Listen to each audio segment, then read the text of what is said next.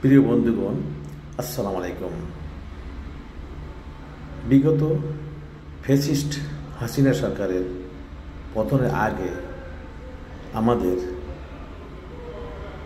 স্বাধীন বাংলাদেশের পরাধীন নাগরিক হিসাবে পুলিশি রাষ্ট্রের পুলিশ কীভাবে আমাদের উপরে অত্যাচার করছিল।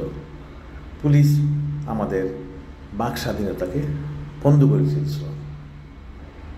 দেখুন এখানে পুলিশ কী করেছিল, আমাদের মুখ বন্ধ করে দিয়ে। তারপরে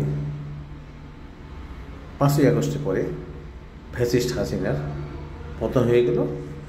তারপরে তার পুলিশ বাহিনী পলায়ন করলো।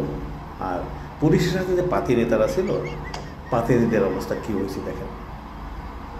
পাতি নেতাদের অবস্থা, তাদের দিশাহারা হয়ে গেছে, ফাটা বাসায় আটকে গেছে। দেখেন কী অবস্থা হয়েছে, ফাটা বাসায় আটকার পরে আর বেরিয়ে আসতে পারে না, সব গর্তেই ঢুকে গেছে। তাদের এখন গর্ত থেকে বেরিয়ে আসার সময় হয়েছে। আর বর্তমান যে সরকার দেখাশোনা করতেছে, তারা কিন্তু পরবর্তীতে বড় রকমের একটা কিছু করবে, যা দেখতে পাচ্ছেন আপনারা।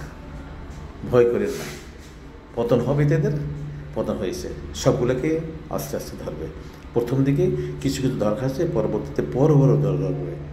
যেমন পুঁটি মাছ ধরতে গেলে পুঁটি মাছ আগে ওঠে, বড় মাছ পরে ওঠে।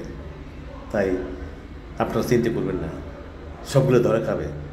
অন্যায় অবিচার করে ধর খেতেই হবে, এইভাবে আটকে যাবে, ফাটা বাসা আটকে যাবে। ধন্যবাদ সবাইকে।